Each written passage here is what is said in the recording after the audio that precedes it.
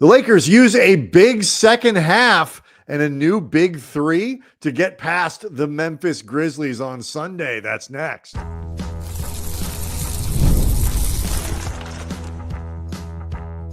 You are Locked On Lakers, your daily Los Angeles Lakers podcast, part of the Locked On Podcast Network, your team every day. Thanks to everybody for making Locked On Lakers your first listen of every day, Monday through Friday, sometimes on weekends, no matter how or where you get your podcasts, whether that's Apple, iTunes, Spotify. Maybe you're one of the 37,000 plus subscribers to Locked On Lakers on YouTube. No matter how you're doing it, you're helping make the Locked On Podcast Network the most popular sports podcast network in this or any other known universe. I'm Brian Kamenetsky with Andy Kamenetsky, longtime coverers of the Lakers, going back almost 2 decades now. And Andy, in all of that time, I've never seen a Lakers big three as alliterative as the one the Lakers are currently running out. It may not be forever, but right now it's big and it's three and it's all L's. LaRavia, LeBron, and of course, Luka Doncic. Well, I mean, if it is actually the new big three and Austin Reeves got Wally pipped, on one hand, that would throw a lot of plans into a very strange upheaval. On the other hand, Jake LaRavia is under contract for like $6 million next year, and Austin is expected to get like 35 to 40. That would be the greatest cost savings Wally Pip ever. I don't think it's happening. No. But I'm just saying there is a potential upside to Jake LaRavia all of a sudden doing his thing. We will know if this is something that Austin is worried about, if before he comes back, he changes his name to Austin Leaves. But 120, he's got to have an L to be part of this big three. You miss, as Wayne Gretzky once said, you miss 100% of the shots you don't take. You sometimes miss some of the shots that you do take. He didn't say that too. Yeah, that was your 120 three right there. 120 to 112 is the final score. The Lakers use a very strong second half, particularly on the defensive end, to make up a deficit that at one point was 16 against a Memphis squad that was shorthanded. No Ja Morant for the Grizzlies on Sunday. A big win for the Lakers. They lost Cedric Coward during the game. Yes, that actually was probably pretty important. Coward had 16 at the break. That kid is good. Oh, man. He's good. He is so good. Good. And so bouncy, and just yet another one of those players that when you look at them go, man, the Lakers don't have anybody like that. Dude, Jalen Wells, who took over once Cedric Coward went out. Another guy that is like, dude, Did you see after the game, James Worthy on the post-game show blanked out on what Wells' name was? And he just put his hands like out from his head, indicating the hair. Look, I don't want to get way down the rabbit hole of the Jalen Wells discussion, certainly not in a post-game reaction or about his hair, which is magnificent. But like, this is the reason why the Lakers do need to every now and then consider using draft picks as actual players. Yep. And actually developing their young players as guys that they want to keep, as opposed to often transparently thinking about them only as who are we going to trade them for. Guys like, Cedric Coward was a late lottery pick, but Jalen Wells was either late first or early second. Early second. But either way, like, those are the type of young, athletic, cost control players that the Lakers do need to every now and then think about developing. But again, discussion for a different day. Sure. And for me, what they really do is just lay bare again the general lack of athleticism the Lakers have on this team. But this was a night the Lakers were certainly carried by their stars. LeBron James had 26 points. Jake LaRavia, who I'm just lumping in with the stars for now because he was a star on Friday. He's a star again on Sunday. And of course, Luka Doncic with a very strong and efficient performance. 36 points, 10 of 20 from the floor, 4 of 10 from three-point range, 12 of 13 from the free throw line to go along with 9 rebounds, 8 assists, only 3 turnovers for Luka, which is a nice shift in things. LeBron only had 1 against 10 assists. Really So, quick, as a team, they really took care of the ball. really quick. I was going to say Luka had 3 turnovers. They were all in the first 7 minutes of the game. Yep. And from there, he did not turn over the ball once. And like you said, LeBron only 1. Those two, with their usage, doing such a good job taking care of the ball, was a big reason that the Lakers were able to, despite falling down double digits in the first half, not have the thing completely slip out from under them, because there was a lot not going well in the first half. It really is a big deal, because, you look at those turnovers, because, if the Lakers turn the ball over 4 or 5, 6 more times over the course of the first half, into the second half, into the fourth quarter, it's not just that you are likely to give up more points to Memphis. A 16-point deficit can become 22 or 23. It's also you're not getting enough possessions to make up the deficit. And so, they were really playing this game sort of straight. And by not shooting themselves in the foot, you give an opportunity for a game like Luka's to have meaning, like LeBron, who really caught fire similar like he did on Friday night, caught fire in the fourth quarter. He had 10 points, I think, on 11 points, I believe, in the fourth on Friday, and he had 10, I think, in this one. It just, you have to give yourself an opportunity. And too often the Lakers, particularly offensively, just don't. And it hurts them. And Sunday was a good example of how, like you say, not doing stupid things can kind of prolong your window to come back when things aren't going well. They shot 4 of 20. I think they were 24%, 424 for the first half from 3-point range, for example. They were terrible, but it got better. It gave them space to come back. Look, this is one of the big things that I have been driving. I talked about this a lot after Friday's show. I actually talked about it in the negative sense after the loss to Detroit. During this period where they don't have Austin, they don't have Rui, Gabe Vincent is, I believe, now starting to practice, but there is still no definitive timeline on when he's going to be back. And the weaknesses that the Lakers even have at full strength, particularly against strong teams with athleticism and defense and speed, they have to control the controllables. Yeah. Like they have to control the things as best as possible that are directly within their control, and not turning the ball over on high risk, I'm not going to say low reward passes, because if you complete them, there might be a reward at the end, but the risk being what it is, not just in the potential of a turnover, but putting this god-awful transition defense in as many transition situations as possible. You have to weigh, I think, the risk reward very conservatively along those fronts, like making free throws. Tonight they made 80%, which isn't even brilliant, but we've seen them do that gets the job done. That's good. Yeah. It gets the job done. Making sure that, if nothing else, the shots you miss aren't terrible shots, because the Lakers, we saw this in the first half, Memphis ran a lot off their misses, and it's something a lot of teams are very intentionally doing against this team, because the scouting report, slow as F, I think, is around the league by now. I think people have gotten the memo. That shot selection question was, I think, they did a much better job in the second half of making sure more people touched the ball.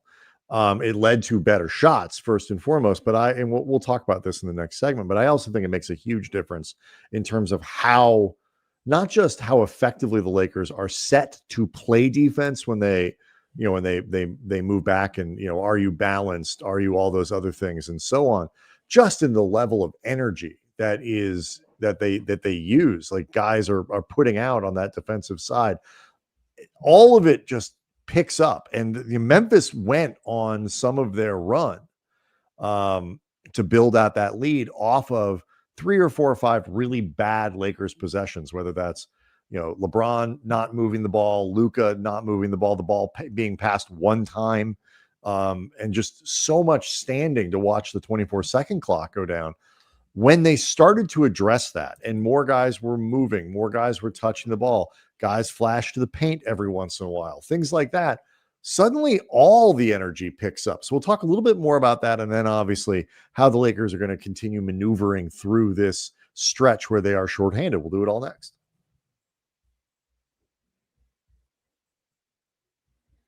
Locked on Lakers is brought to you by Prize Picks. This episode brought to you by Prize Picks. Whether you are starting a new routine or jumping into player projections for the first time, trying something new can feel like a challenge, but with Prize Picks, it always feels good to be right. With high-pressure football matchups every weekend and elite hoops actions almost every night, the action never slows down. Prize Picks lets you stay in control. Prize Picks is the daily fantasy app that makes watching sports even more exciting by letting you build lineups based on player projections. There's no draft, there's no waiting. Just pick more or less and play your way. Getting started on Prize Picks, quick and simple. The app is super easy to navigate. There's flexibilities with options like Flex Play, where you can still get paid even if one pick misses. The new early payouts feature, that's a game changer. If a player starts hot, you can cash out before the game ends. Download the Prize Picks app today. Use the code LOCKEDONNBA to get $50 in lineups after you play your first $5 lineup. That's code LOCKEDONNBA to get $50 in lineups after your first $5 lineup. Prize Picks. It is good to be right. Want to let people know about the Everydayer Club. If you are somebody who wants to consume Locked On Lakers, we thank you for doing that without any kind of advertising and interruption that way. We know some of you want that experience because we get your emails. You can do that. You join the Everydayer Club to get an ad-free audio feed for Locked On Lakers compatible with Apple Podcasts, Spotify, every major podcast app.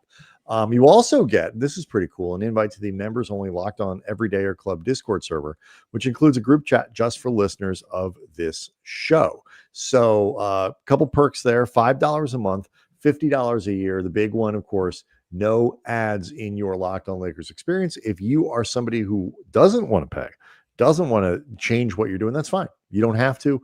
This is just a little something extra for people who want it. For everybody else, it stays exactly the same. So again, you go to the Everydayer page, which is lockedonlakers.supercast.com, lockedonlakers.supercast.com, or check out the show notes.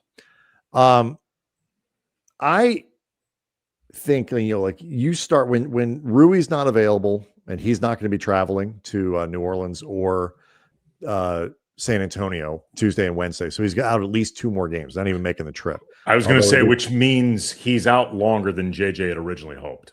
Correct. They did mention, I believe, before the game that it's possible he could practice with South Bay. So like he could get on the floor. So it's not total shutdown territory, but he's not going to play in games and it's taking longer for him to get back than the Lakers had originally hoped. So you're without Rui, you are obviously without Austin. Points are hard to come by with this team. And so what do you need to win? You need strong play from Luka Doncic, first and foremost. He absolutely delivered that on Sunday. Again, 36 points, 10 of 20 from the floor, 12 of 13 from the line. Huge for Luka to be able to get to the line. Finally hit some threes in the second half, a couple which were pretty clutch. Teased a triple-double in that way. You need a strong game from LeBron, who had a very good fourth quarter. We mentioned it before. And then somebody else has to step up. And, they need to find enough points somewhere else on the roster. Sunday night, it was Jake LaRavia kind of echoing what he did on Friday. And, this stretch without Austin is not a good thing for the Lakers. A stretch without Rui is not a good, but it has over the last couple games allowed LaRavia to get into a rhythm that looked much more like what he was earlier in the season when he had that nice run where it's not just hustle plays. It's also what you like to call the tangibles, the stuff you can see in a box score. His shooting has been much better over the weekend. Yeah, we'll see how sustainable that actually is. And I say that only because the Lakers, their media relations Twitter account that Brian and I follow as people who cover the team, they noted that this was Jake's 9th 20-plus point game. And that's in 169 career games. The point being, this is not something that happens particularly often for Jake. And it's awesome that they've managed to get it 2 games in a row when the Lakers really needed this. Like, they needed a third guy to step up. Deandre Ayton, we'll probably talk about this a bit during the show. Very quiet Friday versus Memphis. He had a string of pretty quiet games. JJ during Saturday's practice acknowledged kind of a human nature element with DeAndre feeling not involved in the offense. And as is often the case with big men, when they don't feel involved with the offense, it often affects their overall energy. Yep. This was a lot of what he was talking about was the context of the rebounding numbers, right, which had been down. Right. And DeAndre, I thought, actually bookended this game very well. He finished with 15 points, 8 rebounds, 3 blocks. JJ noted actually that in the second half and fourth quarter, and I agree with JJ, DeAndre Ayton's defense was pretty key with a lot of what they were looking to do. They got DeAndre 2 early buckets, which felt very, very intentional. Yeah, but I 100% agree with that. But like they're not going to be able to count on this from Jake all the time. And I think one of the guys they really need to make more of a point of getting involved is actually Ayton, because he is more proven and reliable along those lines to provide this type of scoring. It would be nice if the Nick Smith Jr. game happened a little bit more frequently, but if it did happen a little more frequently, Nick Smith wouldn't be on a 2-way. They're you mean the Nick Smith Jr. game coming literally from Nick Smith? Yeah, yes. I don't expect that to happen very often. Yes, I mean quite literally the man who it is named after, Nick Smith. Right, for people who don't understand, I have taken to referring to the Nick Smith game after it was the Portland game, right, where he just completely blew up on a night where the Lakers had like 4 players, and was a huge reason they won that game. You obviously do not expect Nick Smith to lead your team to victory if you're the Lakers. The other guys are supposed to do that. So the Nick Smith game can come from Nick Smith, but it doesn't have to. Anybody can have a Nick Smith game except for Luka, LeBron, Austin, and I'm going to say I think Rui and Ayton. Rui and Ayton are not allowed. Yeah. Right. They're not allowed to have. They're like, it's like not being allowed to have a 2-way contract or like go to the G League. Like they can't do it. They're too established for what exactly. They do. That's my point. Like, yeah. But exactly. I mean, but specifically as scorers, like Marcus Smart is a former Defensive Player of the Year. I think he is still eligible. He's on the top end of eligibility, but he is still eligible for the Nick Smith Jr. game because, as we know, the Marcus Smart scoring experience is a roller coaster. It's wild. It is. And Marcus did a lot of really good things in this game and on Friday as well. But they need somebody to be stepping up in this absence of Austin and Rui. I would like to see them look to make it Ayton more often, again, because better track record, but also I think the overall result will be better if it's Ayton. The part of the LaRavia kind of mini comeback here and it's 2 games that I think is really 2 revenge games. That's right. That I think is really important isn't the point total necessarily. It's the confidence. Putting the ball on the floor. It makes a difference when LaRavia can put the ball on the floor and start to attack the basket. He doesn't do it like, Wells did or Coward did with this like overwhelming athleticism, but he does. Force the he is, as he agreed, sneaky athletic. He forces a defense to move. The Lakers don't get into the paint enough, and then when he does that, LaRavia is a good passer. He makes a good next pass, all that other kinds of stuff. But in these 2 games against Memphis, LaRavia is 7 of 16 from 3-point range. It's the shooting that needs to be a thing. LaRavia needs to be able to make 38% of his threes. And he was down near, 20 something. I think for the last 10 games, I think even with these improvements, he's still under 30% from 3-point range. And so that's the number when I say, kind of the consistency they're going to come back. That's the number that needs to elevate. They really, he would be a guy. And I think a lot of people are like, even when Rui comes back, like, ooh, okay, he's maybe a natural fit in the starting lineup. He kind of bridges some gaps in that way, but it's a lot harder to do that if he's shooting 25% from three. Well, it's also just going to be difficult to do it even when Rui's back, because eventually Austin's going to be back, and Luka, LeBron, Austin, and Ayton are right. I'm saying if you didn't want to start Smart and you were looking for an alternative, the three names we've put out there for that have been Smart, Vando, and LaRavia. And LaRavia is making a case that he could be that guy. Oh, I think right now, I would imagine, because it's expected that Rui is going to be back before Austin. At this point, if JJ does not use what has been happening, assuming it maintains, as the organic reason to keep Jake in the starting lineup as the placeholder for Austin, obviously, versus putting Rui back in, then at that point, I don't want to hear from JJ anymore about defense. I don't want to hear anymore about energy and playing hard and whatever, because at some point, man, like, put your decisions where your mouth is. Like, you're asking for this. It's being given to you. If you take it away, then at some point, one of the people you have to blame, it's not the players, it's yourself. Well, yeah, he said something interesting at practice over the weekend, kind of regarding that. But we'll talk about this kind of stuff and then what's coming for the Lakers and why these games this weekend were so important. We'll get to it next. Locked on Lakers is brought to you by Quo. New year, new systems. And this is the time when a lot of us look at the messier parts of running a business and think there's got to be a better way. Well, there is. And it's Quo, spelled Quo, the smarter way to run your business communications. If you are ready to make your workday smoother, keep customers connected without headaches, Quo makes upgrading your setup easier than ever. Having calls, texts, and voicemails in one clean view keeps everything organized, helps you stay responsive.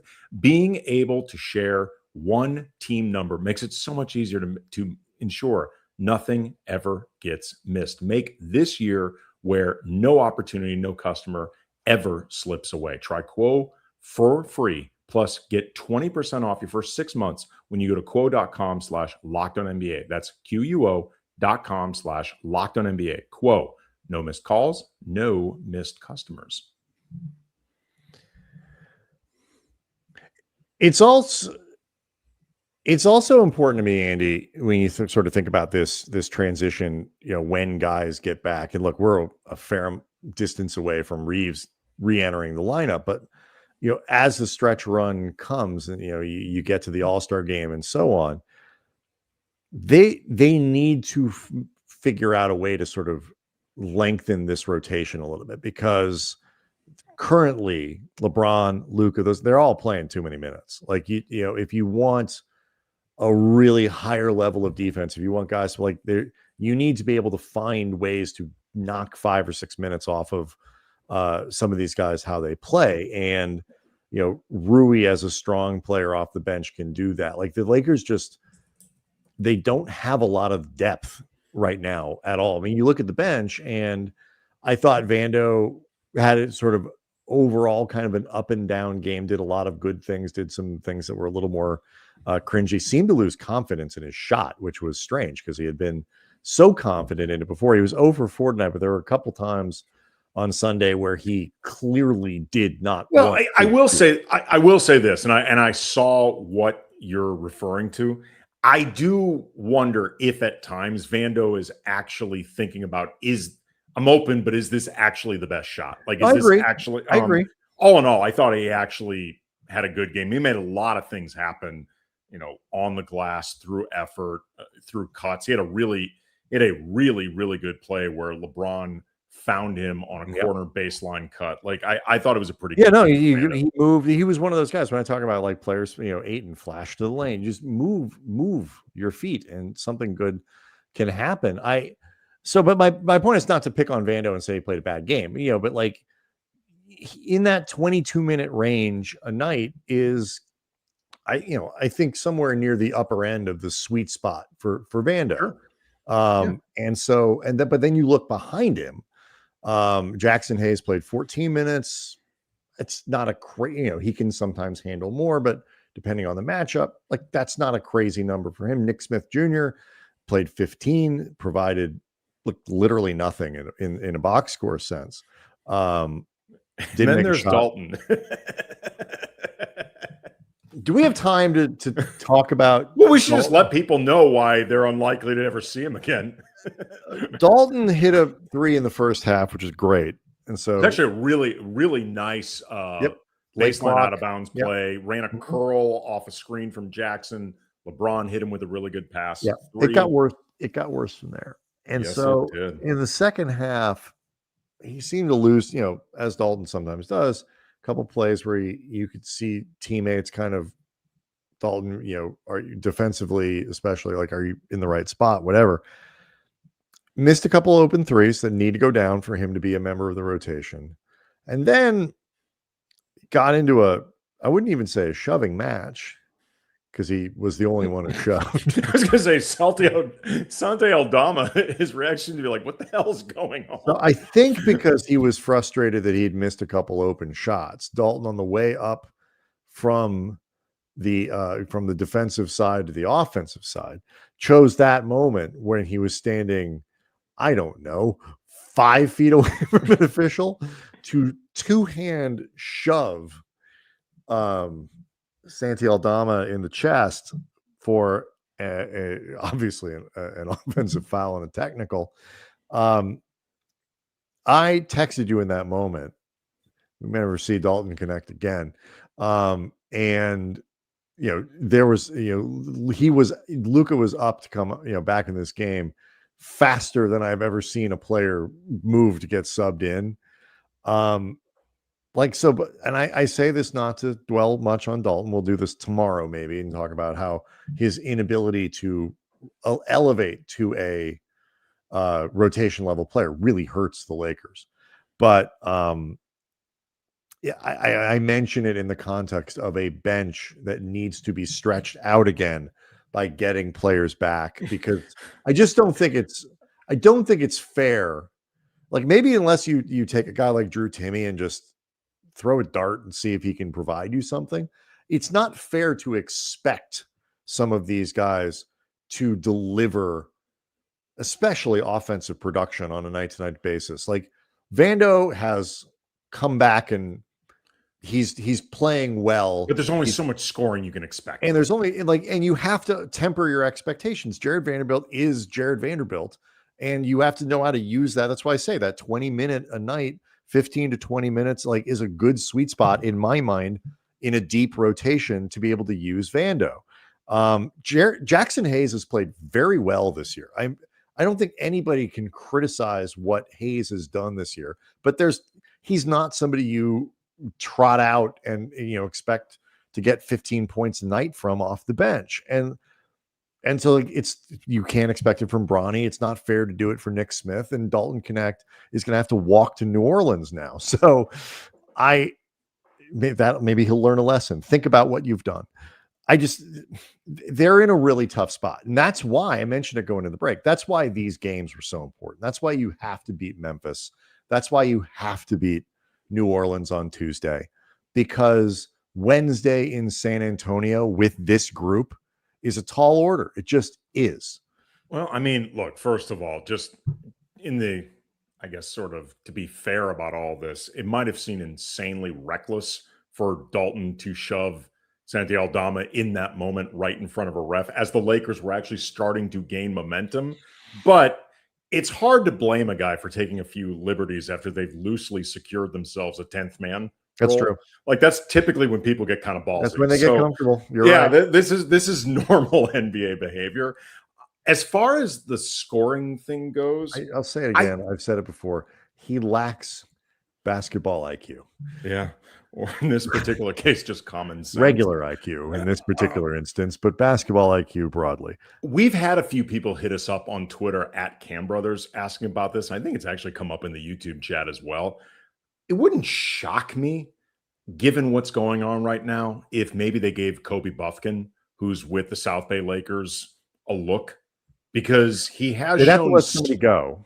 Well, I mean, I'm not rooting for anyone in particular to let go, but like Drew Timmy's barely played, Chris Magnon's barely played. Like they're not going to let Nick Smith Jr. go. Obviously, that's not going to happen. It doesn't seem like it. No, I think it would actually be a mistake to let him go. He's helped them win enough games that it would be a mistake. Well, if nothing else, I'm not going to sit here and say I think he's like a high-end rotation player in the making, but he does right now. He has a skill set that even if imperfect, and it absolutely is, he can put the ball on the floor and create a shot. No, it would be a mistake to let him go right now. Like with the roster as it is. I think you can let Mannion go, though, and give Kobe. Kobe Buffkin's played in the NBA and has never panned out, but he's also had a lot of injuries.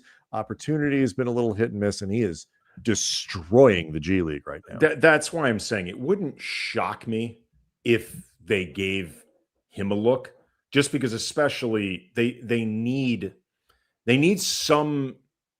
I don't want to say he's an established scoring punch guy because I'm looking it up the numbers right now. He's not established anything. That's why he's not established anything, but he has played in the NBA. He has done like some periodic scoring, and the other options you can't count on for that. And again, given Austin's going to be out for a while, given Rui is taking longer than JJ had openly hoped for, this is based off no sourcing, have not asked around anything like that. I'm just saying it wouldn't shock me if that happened. That's what these 2 ways are for. I think in a lot of ways is to find guys who can come in, can look, if you have the luxury of using them as developmental spots, great. I don't think the Lakers really have that right now. I wish they did, because I mean, look around the league. I mean, there are a lot of 2-way guys who are making real impacts that teams are going to have to make choices about, that are forcing their teams into major roster decisions. This is happening all over the league. But right now, the Lakers are in a position, if guys were healthy, they could use those to develop players and try to find some guys who could become, long-term helpful pieces. And maybe somebody like Buffkin can resurrect his career in that way. But right now they need guys who can give them 10 minutes a night if they need it. Because you can't do this with LeBron and Luka, I think, for another month and not see some kind of repercussion. Yeah. Or if it's Luka bounced back with a really nice game on Sunday. In terms of efficiency, and we've talked a lot about his efficiency. Last couple of games, it's been much better. Yeah, he was at 44% the other Memphis game. A nice game against. He's like, there have been little sort of signs, and I should say we didn't really get in that into. We'll talk about it more maybe for Tuesday's show. Luka was part of. LeBron was part of. Those two guys have been criticized rightly. We're definitely part of that defensive uptick that the Lakers had in the second half that really helped bring them back. And I think a lot of it is energy and just pace. The Lakers move too slow. They play at too slow a pace. I'm not talking about fast breaks. I mean, play with more pace, more urgency on both sides of the ball, cut with, just do stuff. And those two guys were part of that. So they deserve credit.